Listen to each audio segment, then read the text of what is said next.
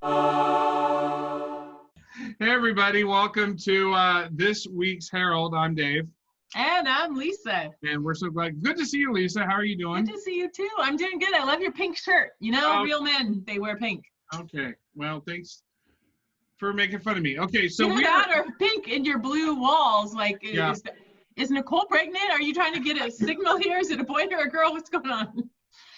Okay. That is not true. Okay. So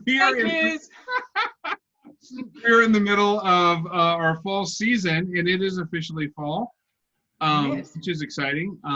And so we wanted to talk a little bit about some stuff that we're trying to do to support you as life group leaders, which I think is pretty important. So the first thing I want to talk about is it's fall, which means it's almost, we're in the middle of election season, and that has been really trying and difficult for so many of you. We've heard from life group leaders, and I know, Lisa, you've received emails, I've received emails of folks saying, listen, being a life group leader in these contentious times is really confusing. I don't know what to do. And we need to pay them more. Yes, we do. Absolutely. Now, you all get a raise. Lisa, all of you, 100% raise. The government's going to pay for it. I'm kidding. So we are There's a new stimulus package for life group leaders. Yeah, there it is. We're just a 1,000% raise. One of the things that has been hard is folks are saying, like, I actually would just prefer not to talk about politics, not to talk about anything. Let's just skirt on the surface. And I said that's probably what we should do. Let's not, as a church, talk about anything important until November 4th. And Lisa said that's not a good idea. Okay. Not a good idea. So what we did is that's a real thing, and I know we've all experienced that. There's tension. We all have our own ideas about things, and it makes it a tough season, especially leading a life group. Do you just avoid it or not? And so what we've done is we had a couple of our pastors and folks on our teaching team, myself and Jay Kim and Liz Diddy sat down and talked about that issue. How in the world can we as Christians engage in dialogue about these things and not actually fracture and divide during this fractured and divided time? So we actually recorded that. It's called The Big Questions. It's episode number 2, Real Talk for Contentious Times, and that is up now, and it's actually included in this email. So you can click on that. It's about a 30-minute conversation between Jay and Liz and I.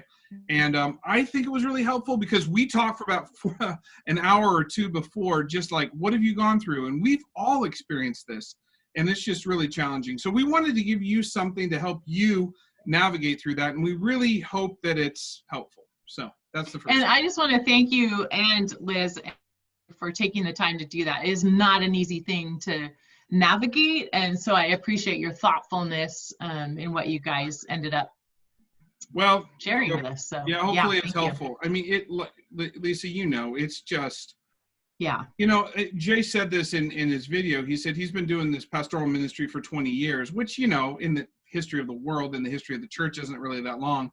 But he said this is the most challenging season he's ever seen in terms of communication of people.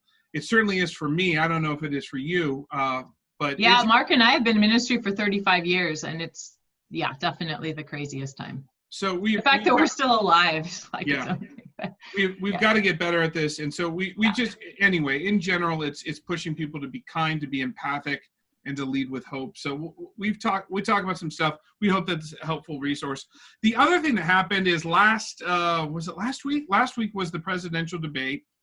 And let's be honest, there was a lot of chatter that came forth to you and to me and to David Kim, our discipleship pastor, to Jay, to Steve. And people were like, oh my goodness, like that was a nightmare. Like how in the world, how am I supposed to make sense of politics? The election's a month away. Like I don't even know what to do, how to make sense of this. And so we put together a political resource page of resources that the pastoral staff and some members on our team have helped them. This is difficult to do because obviously there are political resources that are really partisan. Mm-hmm. That's tough because the idea that Jesus exalts one party over another is difficult theologically and biblically to make sense of. but we've put together some resources we think will help you make sense of issues and politics, how to think well and Christianly about politics. Again, mileage may vary, but these are meant to be the first word in some conversations, maybe not the last, but to begin conversation and dialogue thoughtfully as Christians about where we find ourselves as 21st century Americans living in a constitutional republic such as we do right now. So those are up on a resource page. That link is also below. Is that right, Lisa? Yeah. Okay. So we'll also put both of those on the life group leader page on the website as well. So there'll be a couple places for you to grab those resources. And yeah, and we hope, these are things that we've talked about as a staff or gone through as a staff, just to try to think well about these things. So that's it. And we see you guys as our lay, hands and feet leaders, really having those conversations on a regular basis. So I really appreciate, Dave, your efforts in getting this organized and put together so that we can help you guys in this way. It's really important to us. And if you're like me, you felt tension here. Like, how should I think as a Christian about this stuff? It is the tension internally has driven me to study and to read. I've talked to my seminary professors. Some of the books that are on this list are actually books that we had to read in seminary. They've just been helpful to me. And so if they help make me think better, and then I can minister better and I can think better. And if I think better about these things, it just makes me better. Lisa, you also have something to talk about regarding COVID and meeting in groups, because again, every week it seems like something's changing. So you want to give us an update on small groups, meeting, and COVID?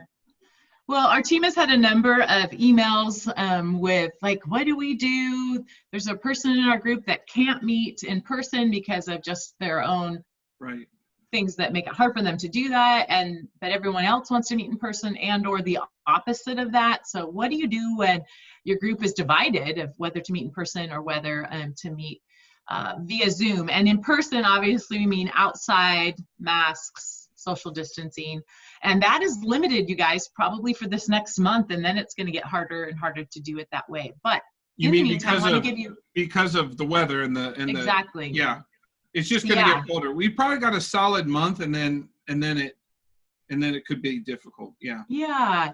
So a few ideas, and this is just a few. I'm sure you guys have even better ones. So talk amongst yourselves. But one of the first things that I would really encourage you guys to do is, if you are meeting outside and you have somebody that isn't able to join you, somebody set up a laptop, put it on, get them on Zoom so that they can at least feel a part of it. Remember to, talk to them and look at them. It's not ideal, but it's one way that can help. I'd also, if you have someone in your group, like just one person or a couple that are like, I am just zoomed out, I'm sorry, and this is a reality, I'm in meetings all day long, I can't do another Zoom. I would suggest that you have an offline conversation with that person and just ask them if they would be open to the thought of maybe reframing how they look at your life group time, rather than it's another Zoom meeting. Could it be that, wow, this could be actually an oasis in the middle of my week where I can be recharged and refreshed around God's word with people that care about me and that I care about. I think a lot of life is how we choose to look at it. And if we look at it as another Zoom call, and none of us would be doing it. So we have to see it for what it really is. And I know there are those occasions, you guys, where you're just zoomed out, and it is okay to skip a meeting, but if that becomes a habit for you or for people in your group, please reach out to them and see if you can have an offline conversation and get to the kind of the core of what's going on for them. And just to encourage you as leaders, I know even in my own life group, sometimes, even though every time I end the life group, I'm like, that was awesome, that was really meaningful, I needed that. There is such resistance the moments and the hours before I go. Yes. I just want to stay home and watch Schitt's Creek on Netflix. That's just what I want to do. And maybe you're like me, but when folks reach out to me and they say, hey, are you coming? I'm excited. That tips it for me every time. Absolutely. Every time. So just a reminder. And then just internally, just a reminder that about 99% of the time when I go, it was not just worth it, but I'm like, I would have been a fool to skip this. So it's just, that doesn't mean that life doesn't get busy and there's times when you're out of town or you can't make it, or et cetera, et cetera. But it just a reminder that reaching out and sharing that value is really important. Yeah. And then I'd say like compromise, do 2 times Zoom, 2 times in person, or every other week, or figure that out, rhythm out for you. And then a blanket over all of this is, I really encourage you, if that's your situation, to, on a Zoom call with all your people that are there, prayerfully ask God, we want to figure this out. We really enjoy each other. We want to be together, but there's some real things here. Give us wisdom, help us to be able to have those kind of harder conversations, and give everyone a chance to kind of share where they're at. And then see if you can't come up with some kind of an arrangement that allows for you got to work it out. And you know what? There may be somebody in your group that it just isn't going to work for, and either they take a break for that season or you help them find a different group. It's okay. It's okay. And like you've said many times to me, Lisa, this is a season for grace. Yeah. It's Absolutely. just hard. It's hard on everybody. I feel like I have a power surge protector for my emotions as an emotional guy, and that got fried. That got fried in May, so it's hard. I love it. So that's awesome. Okay, I think that's all we have. The resources and the COVID meeting. Again, as of right now, nothing has changed in our county. The second it does, we'll let you know, but it doesn't look like it's going to change too dramatically. It doesn't. So that's what it is. So anything else, Lisa? I think that's it. Just again, a big thank you to you all for being those that are diving in and engaging in the hard conversations, and also trying to make it work for your groups the best that you can. I love what you said. Grace, may that be our word for each other, with each other, and with ourselves too in this season, because I think a lot of us, our circuits feel like they're breaking and all that. But with God, that is what keeps us focused and determined to move forward and have his view on life and what's next. So, and again, if you've got questions or anything that you need from us, feel free to email. Lisa will forward them to me. You can email me. We're willing to talk and help in any way we can, knowing that this is a challenging season. So all right, well, thank you guys for all that you do, and I guess we'll talk to you soon. Bye everybody. Bye.